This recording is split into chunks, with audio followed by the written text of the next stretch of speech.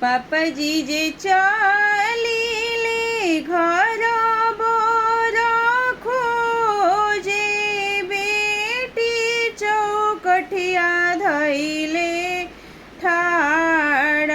हमारा जुगुते पापाजी घर बर खोजब, पंचा जुगुते बरियात है।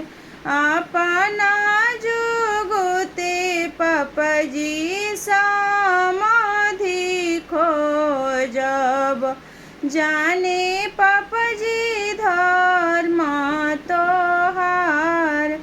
तोहरा जुगुते बेटी घर बर खोजिले, पंचा जुगुते बरियात। अपना जुगुते बेटी समाधि खोजिले, जाने